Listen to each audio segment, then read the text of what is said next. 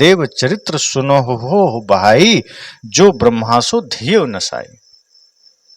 दूजे कहो मंदोदरी तारा, जहि घर जेठ सदा लगवारा। सुरपति जाय अहिल्या छरी, सुर गुरु घरणी चंद्र में हरि। आगे साहब कहते हैं, कहीं कबीर हरि के गुण गाया, कुंतहि कर्ण कुंवारे ही जाया। इस 4 लाइन में साहब ने सबकी सच्चाई खोलकर रख दी। जो लोग ये सोच कर आए थे कि इंद्र ब्रह्मा विष्णु आदि की पूजा में से किसी एक की पूजा की बात साहब कहेंगे, साहब ने कहा कि इनके नाम जो तुम गिना रहे हो, इनके चरित्र तो सुन लो, इनके बारे में तुम जान तो लो कि ये कैसे हैं। देव चरित्र सुनो हो भाई। साहब ने कहा, मेरे मित्रों, मेरे प्यारों, इन देवताओं का चरित्र तो सुन लो, इन देवताओं के बारे में थोड़ा कुछ तो जान लो। तुम कैसे इनकी पूजा कर सकते हो? पूजा तो उनकी करनी चाहिए जिनके जीवन से हम कुछ सीख सकते हैं, जिनके जीवन से हम कुछ ग्रहण कर सकते हैं। लेकिन तुम जिन देवताओं का नाम ले रहे हो, इनका चरित्र अच्छा नहीं है। जिन्हें तुम धार्मिक कह रहे हो, जिन्हें तुम पूज्य कह रहे हो, उनका जीवन तो उनके जीवन में चरित्र सही नहीं है। उनका जीवन तो गंदगी से भरा है। लोगों को बड़ा आश्चर्य हुआ। कहा, कैसे साहब? साहब ने कहा, जो ब्रह्मा सो धियो नसाई। यहां धियेऊ का अर्थ साहब ने पुत्री से लिया है। साहब ने कहा कि ब्रह्मा ने अपनी ही पुत्री के साथ विवाह किया, अपनी ही पुत्री के साथ उसकी बुद्धि भ्रष्ट हुई। अब कुछ लोग कहेंगे सदगुरु कबीर तो सुनी सुनाई बात करते हैं, सदगुरु कबीर तो कल्पना की बात करते हैं। लेकिन आपको पता होना चाहिए कि जो सदगुरु कबीर कह रहे हैं कि ब्रह्मा ने अपनी ही पुत्री अर्थात सरस्वती के साथ विवाह किया, ये चर्चा श्रीमद् भागवत के 3 स्कंध के 12वें अध्याय में है। आप लोग जो पढ़ना इसको चाहते हैं वो भागवत को पढ़ लीजिएगा। तो सदगुरु कबीर कोई बात बिना सिर पैर का है कि ऐसा नहीं कि बिना सिर पैर की कर दिए या बिना प्रमाण के कर दिए, यथार्थ नहीं है और कर दिए। सदगुरु कबीर कोई भी बात ऐसे नहीं करते, वो प्रमाण के साथ करते हैं। सदगुरु कबीर अपनी हर बात तथ्यों के साथ रखते हैं, सोच विचार कर करते हैं, विवेक पूर्वक करते हैं। यहां भी सदगुरु कबीर ने जो ब्रह्मा की चर्चा की कि भाई तुम जिस ब्रह्मा की उपासना करना चाहते हो, तुम जिस ब्रह्मा की वंदना करना चाहते हो, पहले उसका चरित्र तो जान लो।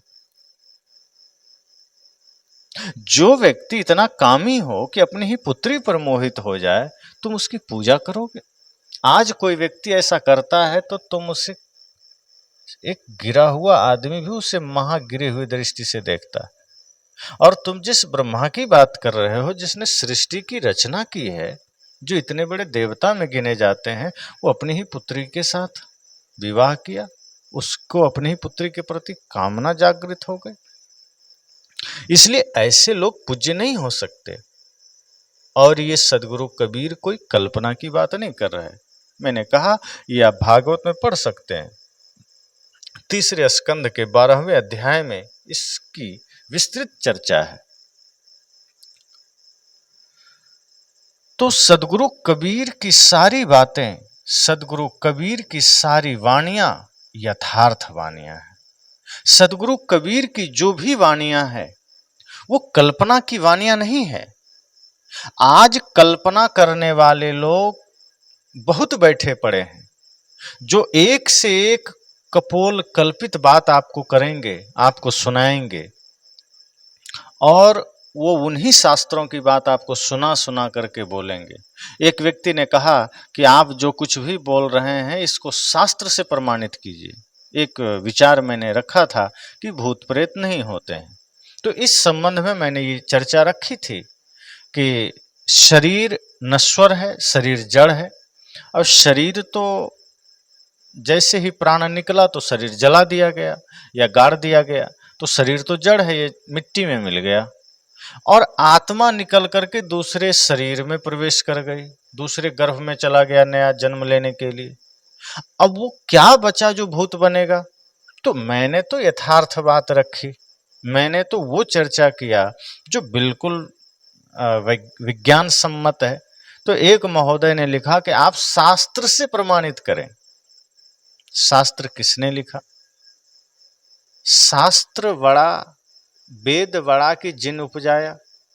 साहब ने तो कहा है कि वेद बड़ा है या उसको लिखने वाला, शास्त्र बड़ा है या उसको लिखने वाला। तो मनुष्य ने ही लिखा है। कोई भी शास्त्र आकाश से उतर के तो नहीं आ गया, और यदि कोई भी शास्त्र आकाश से उतर कर आया तो लिखा कौन? और यदि वो कोई लिखने वाला भगवान है तो उसमें फिर विसंगतियां कैसे आ गई, उसमें फिर भिन्नताएं कैसे आ गई?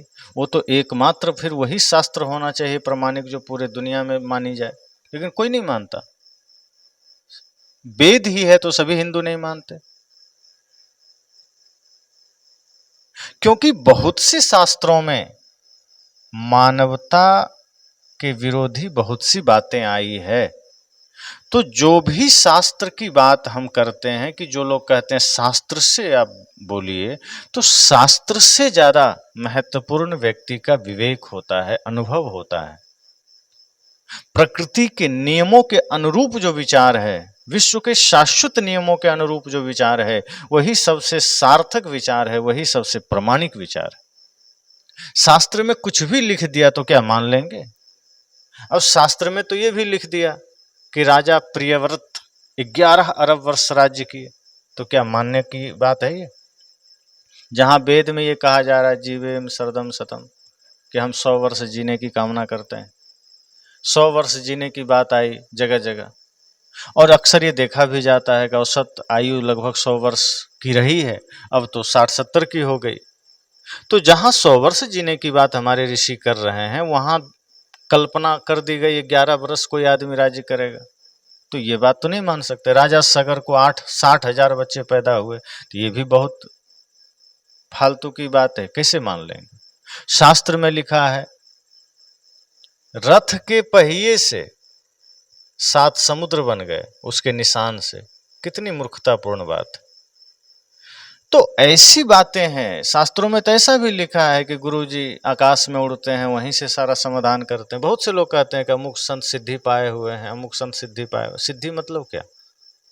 तो कुछ लोग सिद्धि से ये अर्थ लगाते हैं कि कुछ संत ऐसे हैं जो आंख बंद करेंगे हाथ में रसगुल्ला ले आएंगे, आंख बंद करेंगे हाथ में नोट ले आएंगे, आग पर चल लेंगे, कुछ लोग हवा में चल लेंगे, कुछ लोग मुर्दा को जिंदा कर देंगे।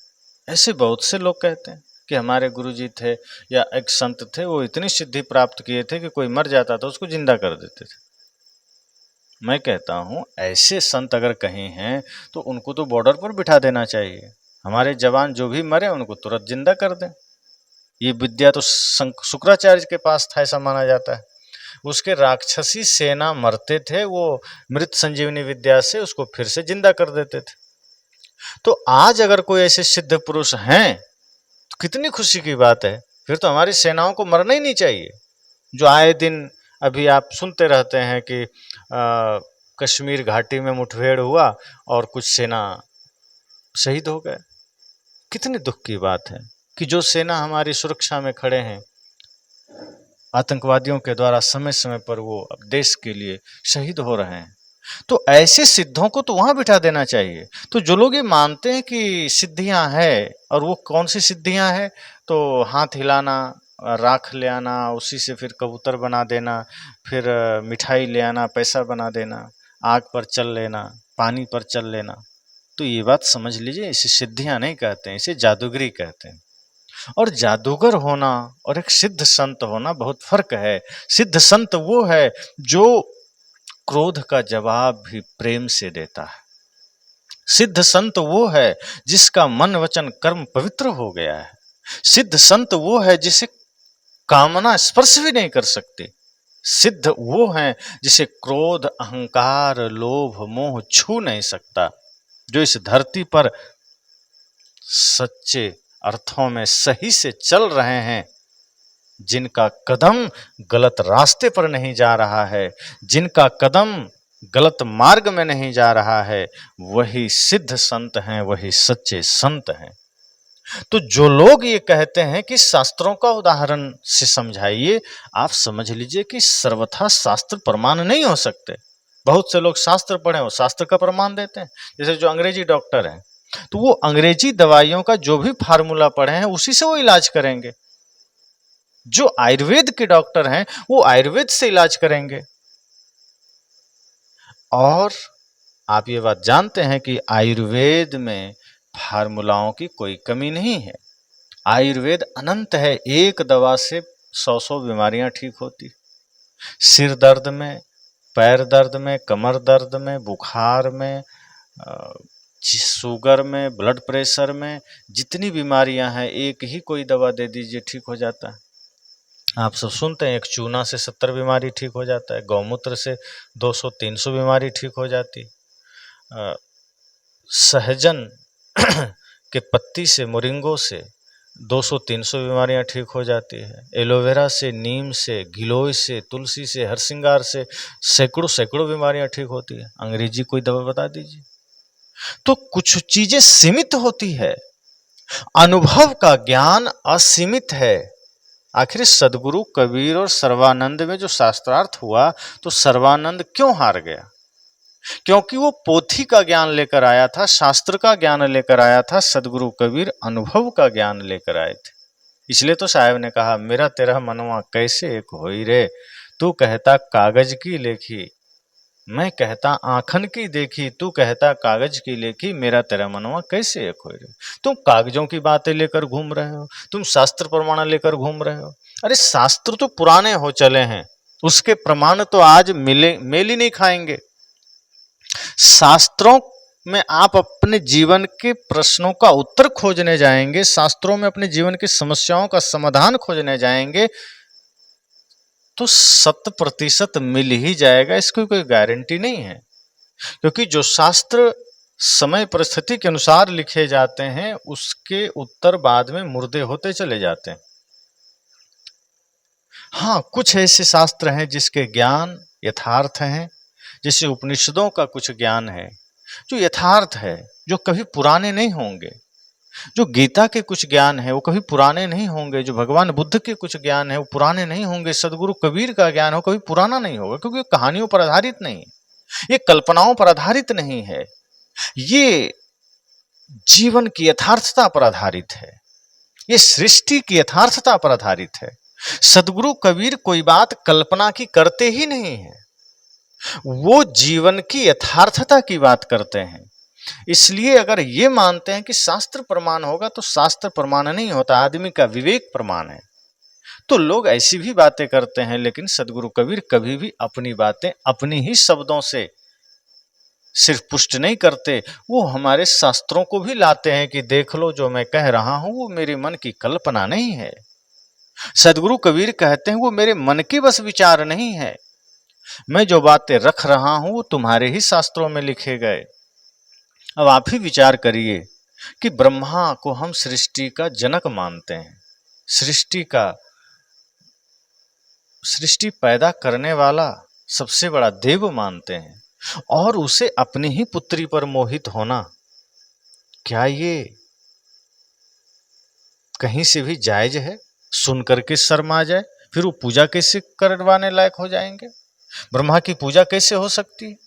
और यही बात सदगुरु कबीर अगर कहते हैं तो लोगों को लगता है कि कबीर तो उल्टी बात करते हैं, कबीर तो गाली देते हैं, हिंदू धर्म पर चोट करते हैं। सदगुरु कबीर ना हिंदू विरोधी हैं, सदगुरु कबीर ना मुस्लिम विरोधी हैं, सदगुरु कबीर पाखंड विरोधी हैं, वो मानवता के हितैषी हैं। इसलिए वो कहते हैं जो ब्रह्मासु धियो नसाई, जिस ब्रह्मा की आप बात कर रहे हैं ये तो अपनी ही पुत्री के साथ मोहित हो गया, उसी के साथ विवाह कर लिया, ये पूजा के लायक नहीं है। फिर आगे साहब ने कहा, दूजे कहो मंदोदरी तारा, मंदोदरी और तारा का ही नाम ले लो। साहब ने उदाहरण दिया लोगों को जो उनसे पूछने गए थे, जो उनसे सवाल करने गए थे कि भाई तुम शास्त्रों में ही अगर तुम कुछ जानना चाहते हो तो तुम्हारे ही शास्त्र से मैं बोल रहा हूं, तुम्हारे ही शास्त्र से मैं चर्चा कर रहा हूं। दूजे कहो मंदोदरी तारा, कि जो लोग मंदोदरी और तारा को की चर्चा करते हैं, उसके बारे में बातें करते हैं, तो तुम्हारे ही मंदोदरी और तारा के बारे में जान लो। इसे तो बहुत से लोगों ने शास्त्रों में पंचकन्याओं में गिना है। अहिल्या, द्रौपदी, तारा, कुंती, मंदोदरी तथा पंचकन्या स्मरे नित्यम महापातक नासिनी, इन्हें पंचकन्याओं में गिना गया है। अब साहब कहते हैं कि ये तो शायद किसी ने मजाक में कर दिया होगा। पंचकन्या कैसे हो जाएगी? कन्या, पहली बात तो ये लोग सब विवाहित थे, कुंवारी तो थी नहीं जो कन्या में आप इसे गिन लेंगे, वही पंचकन्या में। फिर साहब ने कहा कि मंदोदरी और तारा क्रमशः रावण और बाली की पत्नी थी, और बाद में जब रावण और बाली मारा गया तो फिर यही सुग्रीव और विभीषण की पत्नी बन गई। फिर ये पंचकन्या में कैसे गिनी जाएगी? जही अघबध्यो व्याधि जिमि बाली, सोई सुकंठ पुनि किन्ह कुचाली, सोई करतूति विभीषण केरी, सपनहु सो न राम ही अहेरी। गोस्वामी जी कहते हैं कि मंदोदरी और तारा भी पंचकन्याओं में नहीं गिनी जा सकती, लेकिन हमारे यहाँ गिन लिया लोगों ने। आज अगर कोई ऐसा कर ले, बड़ा भाई गुजर जाए और उसकी पत्नी को जबरदस्ती अपनी पत्नी को ही बना ले, तो समाज में सब उसे गाली देंगे। लेकिन शास्त्र में आप देखिए कि क्या हुआ। जिस सुग्रीव को राम के सेना का नायक माना गया, जिसे धर्म का पक्षधर माना गया, जिस विभीषण को भक्त माना गया, उसकी करतूती क्या है? भाई की पत्नी को अपना बना लिया। उसी रामायण में जहां लक्ष्मण ने सीता को मां का रूप दिया, मां का दर्जा से देखा, मां के रूप में पूजा किया, मां माना, भाभी मां समान होती है, उसी रामायण में सुग्रीव ने अपने ही बड़े भाई की पत्नी तारा के साथ क्या किया? विवाह कर लिया। वहां राम जी का संदेश कहां गया? उसी रामायण में विभीषण ने मंदोदरी के साथ क्या किया? इसलिए साहब कहते हैं कि मैं कोई भी बात बिना प्रमाण के नहीं करता। अगर आप शास्त्र की प्रमाण खोजते हो तो लो, तुम्हारे इस शास्त्र का प्रमाण है। ये मैंने तो नहीं लिखा, ये रामायण है, मैंने थोड़े लिखा है, वाल्मीकि रामायण में इस बातें आई है। तो सदगुरु कबीर कहते हैं कि दूजे कहो मंदोदरी तारा, जही घर जेठ सदा लगवारा।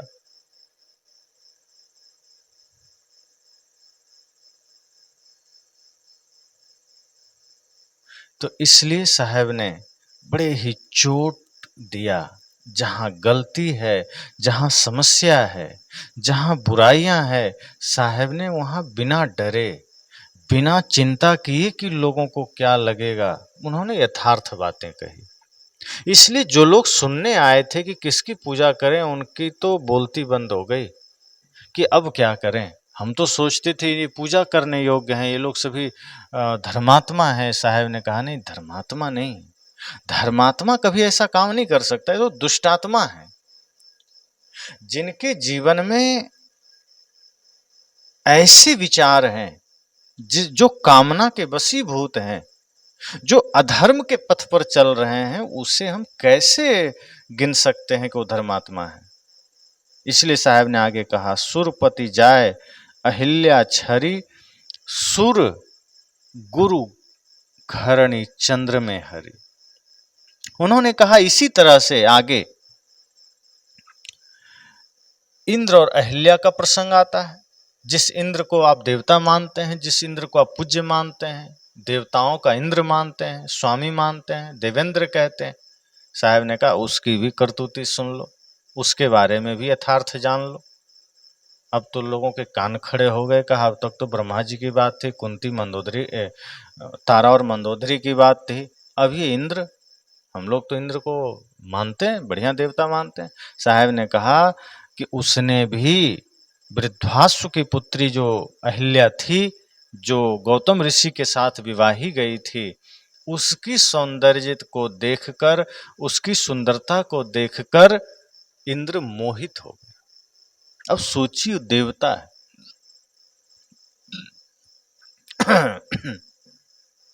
वो देवता है, देवता के पद पर बैठा है, उसमें भी देवताओं का पति माना गया, अर्थात देवताओं का सबसे मेन नायक माना गया। वो देवेंद्र, वो इंद्र मोहित हो जाता है, यानी उससे इतना ज्ञान नहीं है कि मैं देवता हूं तो मेरा धर्म क्या है, मेरा कर्तव्य क्या है। वो कैसे देवता हो गया? आज कोई व्यक्ति किसी की पत्नी को देखकर मोहित हो जाए तो देवता तो छोड़िए, हम उसे मनुष्य नहीं कहते हैं, हम कहते हैं ये आदमी पशु हो गया, ये आदमी चरित्रहीन हो गया। बताओ, किसी की स्त्री को देख करके मोहित हो रहा है? वो तो इंद्र है, देवता है, सभी देवताओं का स्वामी है वो, और वो गुरु के रूप में गौतम ऋषि हैं, महर्षि हैं, संत हैं। उसकी पत्नी को देख करके मोहित हो गया। और यही नहीं रुका, साहब ने कहा कि तुम्हारा जो ये इंद्र है वही नहीं रुका, उसकी हिम्मत तो देखो। इतना मोहित हो गया कि उसे रहा नहीं गया कि चलो मन में कामना जग गई, छोड़ो हटाओ बात आई, सदविचार करके वहीं रुक जाए। नहीं, वो चल दिया, छद्म वेश धारण कर लिया गौतम ऋषि का, और गौतम ऋषि का छद्म वेश धारण करके अपनी मन की मनसा को पूरा किया, अपनी कामना को पूरा किया। छल से अहिल्या के साथ, एक पतिव्रता स्त्री के साथ उसने छल किया, उसका सतीत्व भंग किया। ये तुम्हारे इंद्र हैं, ये तुम्हारे देवताओं के राजा हैं, ये कर्म है इनके, इनकी पूजा कैसे करो? पूजा तो उनकी करो जो दूसरे की सम्मान की रक्षा करें, जो दूसरे की मर्यादा की रक्षा करें, जो स्वयं चरित्रवान हो, जो दूसरे के चरित्र को भी जागृत करे, उद्घाटित करे, वो पूजनीय है। और ये जिससे तुम देवताओं का राजा कहते हो, ये तो चरित्रहीन आदमी है, भ्रष्ट आदमी है, इसकी पूजा तुम कैसे कर सकते हो? और ये चर्चा बहुत से जगह आया है शास्त्रों में, जो कि महाभारत, वाल्मीकि आदि रामायण में भी ये कथाएं के रूप में है। जब अहिल्या का प्रसंग आता है राम जी का, तो वहां चर्चा आती है कि गौतम ऋषि की पत्नी के साथ इंद्र ने कैसे छल पूर्वक उसके साथ गलत किया, उसके सतीत्व को भंग किया। तो साहेब तो सत्य कहते हैं। अगर ये बातें हमारे शास्त्रों में हैं और वो अगर गलत है, समाज के लिए अच्छा नहीं, तो क्यों नहीं उसको हटा देनी चाहिए? जहां भी गलत बातें हैं, चाहे वो किसी भी शास्त्र में हो, उसको हटाना चाहिए। चाहे वो पुराण में हो, चाहे कुरान में हो। अगर कोई ये मान कर बैठा है कि ईश्वरीय किताब है, साहब कहते हैं ये उसकी मूर्खता से ज्यादा कुछ भी नहीं है। कोई किताब ईश्वरीय नहीं है, ना पुराण, ना कुरान, ना वेद, ना बाइबिल, कुछ नहीं। ये सब आदमी ने लिखा है। और स्वाभाविक है बाद में इसमें कुछ ऐसे भी लोग शामिल हो जाते हैं, पाखंडी लोग, अधर्मी लोग, जो अच्छी चीजों में भी गंदगी घुसेड़ देते हैं। तो ऐसा हो सकता है कि हमारे ऋषियों ने तो ठीक ही लिखा होगा, पर कुछ गंदे लोग इसमें कुछ गलत घुसा दिए। लेकिन जो घटनाएं हैं पुराणों में, अगर हम इससे देखें तो ये तो हमारे देवताओं से जुड़ा हुआ है। हमारे देवताओं के साथ ही घटनाएं लिखी गई है कि देवताओं ने ऐसा किया, चाहे ब्रह्मा ने किया, चाहे विभीषण ने किया, चाहे सुग्रीव ने किया। राम जी के साथ रहकर ये भी तो सज्जन पुरुष हो गए थे, सज्जन बनकर के इसने ऐसा किया। देवता के राजा इंद्र तो स्वाभाविक है, बड़े पद पर है, उसने अहिल्या के साथ छल किया। तो साहब ने कहा ये तुम्हारे देवताओं की करतूतें हैं, जिसे तुम देवता कह रहे हो, इन लोगों ने ऐसा किया, इस तरह से काम किया। कहां तक महिमा कहें इनकी? साहब ने कहा तुम देखने लगोगे अपने शास्त्रों को तो शर्म से सिर झुक जाएगी। आज वैसा कोई कर दे तो केस हो जाएगा, कोर्ट जाना पड़ेगा, मुकदमा लड़ना पड़ेगा। लेकिन तुम्हारे देवता हैं और तुम उसकी पूजा कर रहे हो। साहब कहते हैं कि नहीं, पूजा उसकी नहीं हो सकती जो आचरण से भ्रष्ट है। वो चाहे देवता हो, पहली बात तो देवता हो ही नहीं सकता। दिव्य गुण संपन्न है या सह देवा, साहब इस तरफ इशारा करते हैं। ऋषियों ने कहा कि जिसका जीवन दिव्य गुणों से संपन्न है, जिसका जीवन सत्य से संपन्न है, प्रेम से, करुणा से संपन्न है, जिसका जीवन निर्मल है, वो पूजनीय है, वही देवता है। अब आप बताइए कि इंद्र का देव जीवन क्या दिव्य गुणों से संपन्न है? जो ऐसा कर्म कर रहा है, ऐसा सोचना महापाप है, वो तो ऐसा कर रहा है। ब्रह्मा जिसे हम सृष्टि का सबसे पितामह कहते हैं, पिता कहते हैं, सृष्टि को जन्म दिया है, वो ऐसा कर रहा है, तो देवता तो छोड़िए, वो सामान्य मनुष्य भी नहीं है। इसलिए साहब कहते हैं, सुरपति जाय अहिल्या छरी, सुर गुरु घरणी चंद्र में हरि। अब साहब ने कहा कि इंद्र की बात तो जान लिया, थोड़ा सा चंद्रमा की भी जान लो। इंद्र की ही सभा में चंद्रमा भी एक देवता था। कहा जाता है एक बार चंद्रमा राजस्व यज्ञ किया और उसमें बहुत से लोग को निमंत्रण दिया। ये चंद्रमा को महर्षि अत्रि का पुत्र कहा गया है हमारे शास्त्रों में। तो महर्षि अत्रि के पुत्र हैं चंद्रमा, और उसने राजस्व यज्ञ ठाना, तो उसमें बहुत लोगों को निमंत्रण दिया, जिसमें देवगुरु बृहस्पति भी अपनी पत्नी तारा के साथ आए। वो खूबसूरत थी। अब ये हमारे ऋषि मुनियों की जो पत्नियां हैं, अगर खूबसूरत हैं तो देवता उस पर आंख गड़ाए रहते थे। देवता देखते रहते थे कि किनकी पत्नियां खूबसूरत है, इनका यही काम था, दूसरा कोई काम नहीं था। कोई जमीन पर तपस्या कर रहा है तो इंद्र वो देखता था, कोई बढ़िया स्त्री है तो उसे देखता था। ये देवता लोग दिन भर यही काम करते थे। जैसे कॉलेज के लड़के होते हैं ना, जो लुच्चे लफंगे, तो बैठते हैं, कोई लड़कियां गुजर रही है तो उसके बारे में उठपटांग सोचना, बोलना, ये जो एक नंबर के लिच्चड़ सब होते हैं। तो ये हमारे जो देवता हुए हैं, ये कॉलेज के लड़कों से कम नहीं थे, जो ऊपर बैठे मीटिंग करते होते थे और देखते थे कि कौन तपस्या कर रहा है, कौन धर्म का काम कर रहा है, कौन प्रार्थना कर रहा है, उसको जाके भंग कर देना है। किसकी पत्नियां खूबसूरत है, किसकी पत्नी सुंदर है, उसको देखना है, उस पर मोहित होकर के उसको अपने बस में करना है। ये काम था देवताओं का। कुछ भी अच्छा बता दीजिए जो इंद्रादि देवताओं ने किया हो, कुछ भी धर्म का काम किया हो, कुछ भी मानव हित में किया हो, कुछ भी सृष्टि हित में किया हो, नहीं, ये लिच्चड़ वाला काम किया है। और साहब ने इसीलिए कड़क होकर कहा कि वही काम चंद्रमा ने भी किया। वैसे तो बहुतों की करतूतें हैं, लेकिन यहाँ मुख्य मुख्य कुछ बातें साहब ने रखी कि चंद्रमा ने भी वही किया। कि जब देवगुरु बृहस्पति उस राजस्व यज्ञ में आए अपनी पत्नी तारा के साथ, तो चंद्रमा उसे देखकर मोहित हो गया। अब सोचिए, देव गुरु बृहस्पति की पत्नी है, वो तो गुरु माता हुई ना, लेकिन चंद्रमा को अपने ऊपर नियंत्रण नहीं है। इतना अनियंत्रित आदमी है चंद्रमा। अब देवता तो नहीं कह सकते ऐसे संस्कारों वालों को कि गुरु की पत्नी को देखा और मन में कामना जागृत हो गई। अब आप सोचिए, उसे आप देवता कहते हैं, चंद्रमा देवता है। साहब कहते हैं कि वो चंद्रमा मोहित हो गया, और जब सभी आमंत्रित लोग जाने लगे, चले गए, तो क्या किया चंद्रमा ने? तारा को पकड़ लिया।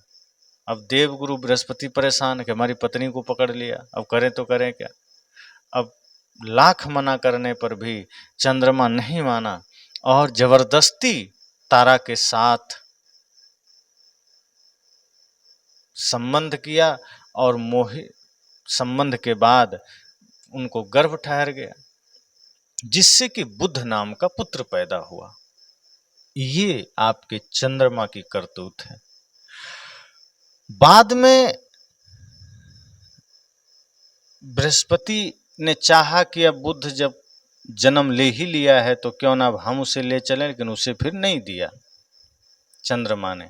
ये चंद्रमा का काम है, और यही काम अन्य देवताओं ने भी समय समय पर किया है। काफी लोगों ने चंद्रमा को फटकारा भी कि ये तुमने क्या किया। ये देवगुरु बृहस्पति हैं, उनकी पत्नी है तारा, उसके साथ तुमने गड़बड़ किया। लेकिन जो आदमी बेशरम होता है, निर्लज होता है, उसे कोई फर्क नहीं पड़ता। चंद्रमा ने कहा कि मुझे जो अच्छा लगा मैंने किया, और इस तरह से ये चंद्रमा की कहानी है कि उसने गुरु की पत्नी को ही अपने कामना के वशीभूत होकर पकड़ के रख लिया। और इसकी चर्चा अगर आप पढ़ना चाहते हैं कि कहाँ की बात है, कोई कल्पना तो नहीं, तो भागवत के 9वें स्कंध के 14वें अध्याय में इसका वर्णन है। आप लोग भागवत पढ़ते हैं तो भागवत के 9वें स्कंध के 14वें अध्याय में आप इसे पढ़ लीजिएगा। अब बात साहब आगे कहते हैं कि इस तो चंद्रमा की बात हो गई, इंद्र की बात हो गई, विभीषण की बात हो गई, सुग्रीव की बात हो गई, ब्रह्मा की बात हो गई। साहब कहते हैं यही बात भगवान विष्णु की भी है। जितने भगवान विष्णु की पूजा करने वाले हैं थोड़ा सावधान हो जाइए। बहुत लोग तो नाराज भी होंगे विचार सुनकर, लेकिन आपको पहले ही बता दूं कि ये सदगुरु कबीर ने मन से नहीं बोला। सदगुरु कबीर ने मनगढ़ंत बात नहीं की। ये चर्चा रुद्र संहिता में है, युद्ध खंड अध्याय 24, हिंदू जाति का उत्थान और पतन, पृष्ठ 169, संस्करण 1981। सदगुरु ने पूरा उदाहरण के साथ दिया है कि विष्णु जी ने क्या किया, जालंधर की पत्नी के साथ, वृंदा के साथ क्या किया। अब इसमें तो बहुत सी कहानियां गढ़ी जाती है कि जालंधर पापी था, दुष्ट था। ठीक है, रहा होगा, पत्नी तो नहीं थी ना। तो उसको ये वरदान प्राप्त था कि जब तक उसकी पत्नी पतिव्रता रहेगी तब तक जालंधर को कोई मार नहीं सकता। अब कई बातें तो ये समझ में नहीं आती कि जब ये वरदान उसे मिल सकता है तो ये वरदान क्यों नहीं मिल सकता, या ये शक्ति उसे क्यों नहीं दी जा सकती। जब इतनी शक्ति उसको दी जा सकती है वृंदा को कि तुम्हारे पतिव्रत से उसकी मृत्यु नहीं होगी, तो वृंदा के पतिव्रत से जालंधर की सद्बुद्धि क्यों नहीं हुई। ये भी तो हो सकता है। वृंदा ने बहुत तप किए, बहुत प्रार्थनाएं की, विष्णु जी की पूजा की, इसका फलस्वरूप ये वरदान तो मिल गया कि हाँ चलो तुम जब तक पतिव्रता बनी रहोगी तुम्हारे पति की मृत्यु नहीं होगी, कोई मार नहीं सकता। तो उसके सतीत्व में, उसके पतिव्रत धर्म में ये भी शक्ति हो जानी चाहिए कि जालंधर को सद्बुद्धि मिल जाता, सद्विचार मिल जाता। लेकिन आप शास्त्र उलट के देख लीजिए, चाहे शिव हो, विष्णु हो, चाहे कोई भी देवता हो, राक्षसों को मारने में सारी शक्ति लगा दिए, लेकिन थोड़ी सी शक्ति उसको विचार बदलने में नहीं लगी। यहीं पर संतों में और भगवान में, अवतारों में फर्क है। संतों ने सदैव परिवर्तन किया है, संतों ने सदैव समाज को बदला है, व्यक्ति के कलुषित मन को बदला है, व्यक्ति के गलत मानसिकता को बदला है, लेकिन हमारे देवताओं ने सदैव मारा है। तो जो इतने शक्तिशाली हैं, जो इतने सामर्थ्यवान हैं, वो राक्षसों के मन तो बदल सकते हैं ना, क्यों नहीं बदल सकते। तो ये कहा गया कि जालंधर को मार नहीं सकते थे, इसलिए विष्णु जी को करना पड़ा। लेकिन क्यों, एक पतिव्रता स्त्री के साथ ऐसा करना क्या उचित है। अब आप देखिए, साहब ने यहाँ एक घटना का उदाहरण दिया है। वृंदा कह रही है, जब उसे पता चला कि ये जालंधर नहीं बल्कि विष्णु हैं जिन्हें मैं पूजती आई, वो वृंदा कह रही है, विष्णु तेरे परस्त्री गामी रूप आचरण को धिक्कार है। मैं तुम्हें समझ गई, तुम देखने में साधु किंतु आचरण में धूर्त हो, है दैत्यों के शत्रु, महाअधम तथा दूसरे के सदाचरण बिगाड़ने वाले सठ, मेरे दिए हुए भयंकर शाप को स्वीकार करो। ये वृंदा विष्णु जी को कह रही है, और ये चर्चा कहाँ आया है, रुद्र संहिता में, आप पढ़ लीजिएगा। वृंदा कह रही है, धिक् तदेवं हरे शीलम परदाराभिगामिनः ज्ञातोऽसि त्वं मया सम्यंग माई प्रत्यक्ष तापसः रे महाधम दैत्यारे परम धर्म विदूषकः गृहणीष्व सठ मददत्तम शापम सर्व विशोलवनम। ये कहा भगवान विष्णु को वृंदा ने। अब आप विचार करिए कि जिन्हें हम इतने पूज्य मानते हैं, वैष्णवों का स्वामी मानते हैं, सतो गुणी मानते हैं, वो भगवान विष्णु से ये भूल हो रही है, वो ये काम कर रहे हैं। सदगुरु कबीर कहते कहाँ तक कहा जाए, किसकी किसकी चर्चा की जाए, सबने त्रुटियां की है, सबसे कुछ न कुछ गलती हुई है। इसलिए साहब ने कहा कि हे मेरे प्यारे, मेरे अपने, सब ये पूरी पृथ्वी के लोगों सुनो, ये संसार के लोगों सुनो, तुम जिन जिन देवताओं की पूजा करना चाहते हो पहले उनका चरित्र तो देखो कि वो पूजा के लायक हैं कि नहीं। पूजा तो उनकी करो जो चरित्रवान है, पूजा तो उनकी करो जो दिव्य गुणों से संपन्न है, पूजा तो उनकी करो जो आचरण संपन्न है। उनकी पूजा से जीवन में कुछ सद्बुद्धि आएगी, कुछ सदाचरण आएगा, कुछ सद्ज्ञान आएगा। ऐसे लोगों की पूजा करने से कुछ नहीं मिलेगा जिसका आचरण खुद गिरा हुआ हो। और ये तुम्हारे देवता तो गिरे हुए हैं, इसकी पूजा क्या करना। आप देखिए, आप कहते हैं कि हमारे जितने भी देवता हैं सब महान हैं, सब एक दूसरे से ईर्ष्या करते थे, सब आपस में लड़ते रहते थे, एक दूसरे प्रतिस्पर्धा में लगे रहते थे। ये सामान्य मनुष्यों का काम है। आगे साहब ने कहा, कहीं कबीर हरि के गुण गाया, कुंतहि कर्ण कुमार ही जाया। कि जिस तरह हरि विष्णु जी का गुण, उनका वखान अभी साहब ने किया, आगे साहब कहते हैं कुंतहि कर्ण कुमार ही जाया। कुंती ने भी यही काम किया कि कुमारी अवस्था में ही कर्ण को जन्म दिया। अब इस बारे में कहानी आती है कि दुर्वासा ऋषि की बहुत तपस्या अर्थात उनकी पूजा की उन्होंने, तो उन्होंने देवहूति नाम का एक मंत्र दे दिया कि जब भी तुम इसका जाप करोगे तो इससे एक पुत्र प्राप्त होगा। ये मंत्र से एक देवता प्रसन्न होंगे, जिन देवता का नाम लेकर के मंत्र का तुम जाप करोगे वो देवता आकर तुम्हें पुत्र देंगे। अब मंत्र से कहीं पुत्र थोड़े पैदा होता है। साहब कहते हैं कि कुंती ने इसी मंत्र का उच्चारण कर लिया और इसका जाप किया तो सूर्य आ गए, और सूर्य ने कहा कि अब मैं आ गया हूं तो बिना पुत्र दिए नहीं जा सकता। सूर्य ने कहा मेरा आना निष्फल नहीं हो सकता।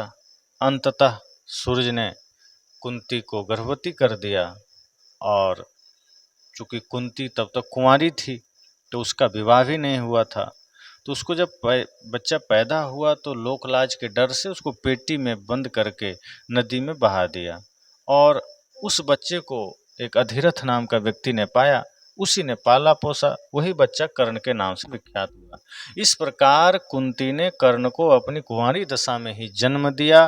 पीछे कुंती पांडु से ब्याही गई। स्थिर जो पैदा हुआ वो धर्मराज के नियोग से हुआ, वायु के नियोग से भीम तथा इंद्र से अर्जुन और को जन्म दिया।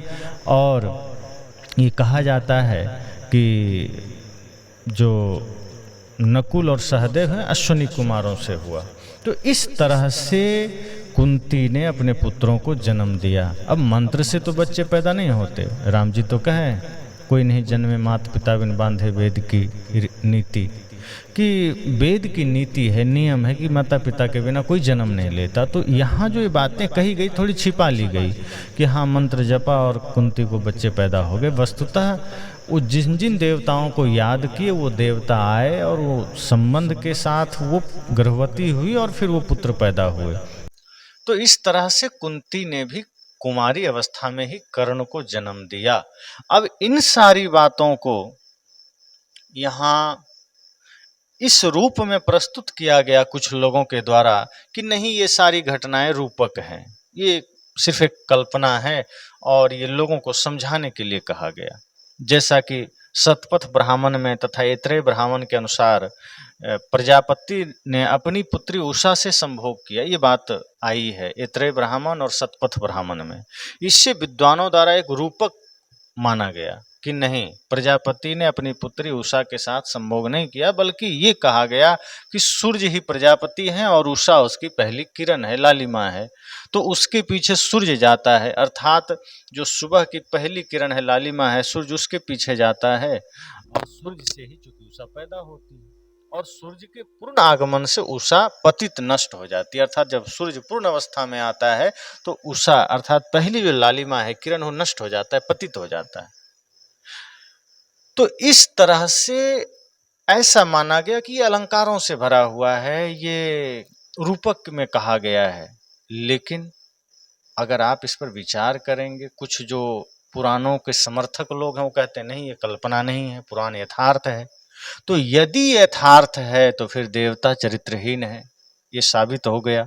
फिर उन देवताओं की पूजा क्या करना। और यदि ये अलंकार है, कल्पना है, तो फिर काल्पनिक शास्त्र में ऐसी कहानियों को पढ़कर क्या मिलने वाला। तो साहब ने कहा सत्य तो ये है कि यदि देवता रूपक मात्र हैं तो उनकी पूजा का कोई अर्थ ही नहीं है, और यदि देवता व्यक्ति हैं तो उनके उक्त मलिन आचरण को देखते हुए पूजा के योग्य नहीं है। तो सत्य यह है कि पूजा किसकी करें। अंत में साहब ने समझाया कि पूजा सदैव दिव्य गुणों से संपन्न व्यक्ति की जानी चाहिए। पूजा सदैव धर्मात्मा लोगों की जानी चाहिए। पूजा उसकी कभी नहीं करनी चाहिए जिसके जीवन में व्याधियां हैं, जिसके जीवन में मानसिक रोग हैं, जिसके जीवन में शारीरिक रोग हैं। और मानसिक रोग हैं, शारीरिक रोग हैं, वैचारिक रोग हैं, उसकी पूजा कैसे करेंगे। अब यहाँ ये अर्थ नहीं शारीरिक रोग मतलब वो बाहरी रोग से ग्रसित है। शारीरिक रोग से अर्थ वही मानसिक रोग ही है जो छुआछूत मानता है, जो अपने पाखंड में बिताता है, जो आदमी ईर्ष्या द्वेष में जीता है, जो अपने शरीर को पवित्र और दूसरे के शरीर को गंदा मानता है, जो अपने को धनी दूसरे को गरीब मानता है, जो अपने को बड़ा दूसरे को छोटा मानता है, जो स्वयं को श्रेष्ठ दूसरे को नीच मानता है। तो साहब कहते हैं ऐसे लोग पूजा के योग्य नहीं हैं। और आप ऐसे बहुत से लोग आपको आज कथा करते मिल जाएंगे जो ये कहते हैं कि कथा करने का अधिकार सिर्फ ब्राह्मणों को है, ये शास्त्र में लिखा है। अब वो बताते नहीं किस शास्त्र में लिखा है, न जाने पता नहीं कहाँ कहाँ कौन कौन शास्त्र में लिखा है। क्योंकि जो मुख्य शास्त्र हमारे हैं, चाहे वो वेद उपनिषद हो, उसमें तो ऐसी कहीं कोई बात नहीं लिखी है कि हाँ कथा ब्राह्मण ही कर सकता है। धीरेन्द्र शास्त्री जी से पूछा गया कि ब्राह्मण से ही पूजा करवाएं, कथा करवाएं, किससे करवाएं, कौन है ब्राह्मण, सच्चा ब्राह्मण कौन है। तो उसने कहा जो श्रेष्ठ है। शुरू में तो बढ़िया कहा कि जो विचार जिसका श्रेष्ठ है, जो सत्य को धारण करता है, धर्म को धारण करता है। बाद में अपने मन से जोड़ दिया कि जो जटा रखता है, जो चोटी रखता है, जो यज्ञोपवीत धारण करता है, जो कथाएं करवाता है, वही सच्चा ब्राह्मण। अब जटा तो रखना ये कोई बाहरी चिन्ह, ये बाहरी चिन्ह कोई प्रमाण बनेगा कि वो ब्राह्मण है। बाहरी चिन्ह प्रमाण बनेगा कि जनेऊ धारण कर ले तो ब्राह्मण हो गया। बहुत से जनेऊधारी ब्राह्मण बकरा का मांस खाते हैं, कुत्ता का मांस खाते हैं, बकरी बकरा का मांस खाते हैं। अब ऐसे लोग को ब्राह्मण कहोगे? ऐसे लोग को तो हम राक्षस भी नहीं कह सकते, क्योंकि राक्षस तो राक्षस हैं इसलिए वो मांस खाते हैं, ये ब्राह्मण होके मांस खा रहे हैं। तो जो छुआछूत करता है, जो समाज को बांटता है, जो मांस खाता है, मदिरा पीता है, वो ब्राह्मण कैसे हो जाएगा, वो श्रेष्ठ कैसे हो जाएगा। अभी शास्त्रों का हवाला देकर दूसरों को समझाते हैं कि नहीं पूजा के योग्य तो सिर्फ ब्राह्मण है, बाकी आदमी आचरण से कितना भी श्रेष्ठ हो पूजा के योग्य नहीं। तो बहुत से विसंगतियों को साहब ने दूर किया और साहब ने कहा कि सत्य तो ये है कि कोई भी शास्त्र सर्वथा प्रमाण नहीं हो सकता। प्रमाण व्यक्ति का विवेक स्वयं है, विश्व के शाश्वत नियम है, प्रकृति के नियम है, और यही यथार्थता स्वयं प्रमाण देता है, प्रमाणिक करता है कि क्या सत्य है क्या असत्य है। इसलिए शास्त्रों में अगर हम कूदेंगे तो उलूल जुलूल बातों का अंबार लगा है। आप कोई भी शास्त्र में चले जाइए, अधिकांश शास्त्र जो जिन्हें हम पुराण कहते हैं वो सब में उलूल जुलूल बातें भरी पड़ी है। अब आप देवी भागवत पुराण की चर्चा लीजिए तो देवी भागवत देवी पुराण में लिखा है, देवी भागवत पुराण में, कि जो पहले राक्षस थे वो कलयुग में मरकर ब्राह्मण बन गए। यानी कि जो ब्राह्मण आज हैं वो सच में ब्राह्मण नहीं है, वो द्वापर त्रेता सतयुग के मरे हुए राक्षस हैं। अब लो, आपके ही शास्त्र में लिखा है तो मानिए इस बात को। तो शास्त्रों में ऐसी बहुत सी बातें लिखी गई, और सच तो ये है कि जिसका कर्म गंदा है वो सब राक्षस है, जिसका कर्म सही है वो सब देवता है। और वो कोई भी हो सकता है, एक साधारण इंसान भी अगर कर्म बढ़िया कर लिया वो देवता है। और जो अपने को श्रेष्ठ मान कर बैठा है, जो ये कह रहा है कि मैं ब्राह्मण कुल में जन्म लिया, मैं श्रेष्ठ हूँ, यदि उस मनसा वाचा कर्मणा पवित्र नहीं है, यदि उसका खान पान शुद्ध नहीं है, वो ब्राह्मण तो छोड़िए एक साधारण इंसान भी नहीं हो सकता। इसलिए लोग संतुष्ट हुए कि हे सदगुरु, आज आपने मेरी आंखें खोल दी। आज आपने बता दिया कि जो सद्गुणों से संपन्न है उसकी पूजा करें, वो चाहे माता हो, पिता हो, गुरु हो, सज्जन हो, कोई भी हो समाज में। और जो ऐसे महापुरुष हैं जिनका जीवन दिव्य गुणों से संपन्न है, उनकी हमें पूजा करनी चाहिए। और पूजा से मतलब क्या कि सिर्फ अगरबत्ती घुमाना, ये थोड़े है। पूजा अगर साहब कहते हैं पूजा करो, तो पूजा का मतलब होता है उनकी बातों को मानो, उनकी सेवा करो, माता पिता गुरु की सेवा करें, महापुरुषों के विचारों को अपने जीवन में उतारें, यही उनकी पूजा है। अगरबत्ती घुमाना तो एक छोटा सा विधान है, आपकी आस्था का एक छोटा सा उदाहरण है कि हाँ, आप उनमें आस्था रखते हैं, उनमें भाव रखते हैं, तो आप धूप दीप जला लीजिए, प्रज्वलित कर लीजिए, कोई बात नहीं, विरोध नहीं। लेकिन आप अगरबत्ती घुमा के और दूसरों को गाली दे रहे हैं, आप उनके सामने प्रार्थना गा करके उधर क्रोध कर रहे हैं, आप उनके सामने नैवेद्य चढ़ा करके, मेवे मिष्ठान चढ़ा करके इधर मांस मछली अंडा मुर्गी काट रहे हैं। साहब कहते हैं फिर ये पाखंड है, छलावा है, राक्षसी कृत्य है, ये नहीं करना है। पूजा का अर्थ है मनसा वाचा कर्मणा, पवित्र हो जाइए, सबके साथ प्रेम का व्यवहार रखिए, सबके साथ न्याय का व्यवहार रखिए, सबके साथ सत्य का व्यवहार रखिए। और जो ऐसा रखता है वो सबके साथ सम्मान का भाव भी रखता है। और जो माता पिता गुरु में श्रद्धा करे, सम्मान का भाव रखे, उनकी बातों को माने, वही असली पूजा है, यही असली धर्म है, यही असली उपासना है। तो सदगुरु कबीर की यह वाणी बहुत ही क्रांतिकारी वाणी है। निश्चय ही ये विचार सुनकर के बहुत से मानंदियों को चोट तो लगेगी, बहुत से पाखंडियों का सिंहासन भी हिलेगा, क्योंकि उनकी मान्यताओं पर ये चोट नहीं है, सीधे एटम बम का प्रहार है। इसलिए सदगुरु कबीर से लोग 2 कोस दूर से ही भागते हैं, उनके विचार सुनना नहीं चाहते। लेकिन सदगुरु कबीर कहते हैं तुम सुनो न सुनो, पर जो भ्रांतियां समाज में फैली है उस पर तो हमें कहना ही कहना है। और जहां गंदगी है उसे ठीक करना है, और ये गंदगी किसी के भी नाम पर हो उसे मिटाना है, उसे दूर करना है। और ये यथार्थ बातें, ये यथार्थ वाणी आप सुने, समझें और निष्पक्ष होकर विचार करें। जब निष्पक्ष होकर विचार करेंगे तब समझ में आएगा, क्योंकि सदगुरु कबीर ईर्ष्या बस कोई बात नहीं करते, वो मनुष्य जीवन को ऊंचा उठाना चाहते हैं, वो खुद मनुष्य को देवत्व में स्थापित करना चाहते हैं। उन्हें किसी इंद्र से ईर्ष्या नहीं है, लेकिन उनका जो कर्म था साहब ने सिर्फ उसे दिखाया। अब आप जिन्हें धर्मराज कहते हैं युधिष्ठिर को, वो जुआ खेल रहा है। अब सोचिए, वो धर्मराज है, वो जुआ खेल रहा है। एक साधारण इंसान आज जुआ खेले तो आप कहते हैं कि आदमी भ्रष्ट हो गया, जुआ खेलता है। और युधिष्ठिर जुआ खेल रहा है और वो पूजनीय है। वो द्रौपदी को 5 भागों में बांट रहा है। द्रौपदी कोई वस्तु थोड़ी थी, वो धर्मराज है और वो कह रहा है नहीं नहीं, ये धर्म का हानि हो जाएगा। एक स्त्री को तुम 5 भागों में बांट रहे हो, अर्थात तुम कह रहे हो कि नहीं, अर्जुन ने जीत कर लाया है, लेकिन अगर माँ ने कह दिया कि 5 बांट कर खा लो तो हमारा भी अधिकार बनता है। ये कहाँ का धर्म है भाई? ये नहीं कह रहा है कि हम कामना के वशीभूत हो गए, द्रौपदी को देखकर हम भी मोहित हो गए, इसलिए हम ये षड्यंत्र रच रहे हैं कि द्रौपदी हमें भी मिल जाए। वो ये नहीं कह रहा। और जब जुए में सब कुछ हारने लगा, एक तो महाजुआड़ी आदमी, जुआ के नाम पर तुरंत मुंह से पानी टपकने लगता था, तो जुआ के नाम पर उसने जुआ खेला। अब जुए में भाई को हार गया, धन को हार गया, पत्नी द्रौपदी को लगा दिया। इतना मूर्ख आदमी, इतना वाहियात आदमी मिलेगा जो जुआ खेले? आज महाजुआड़ी से जुआड़ी आदमी अपना धर्म धन सब हार जाता है, कम से कम अपने भाई और पत्नी को दांव में नहीं लगाता। तो आप जिन्हें कह रहे हैं कि वो धर्मात्मा है, साहब कहते हैं धर्मात्मा नहीं है, सब दुष्टात्मा है।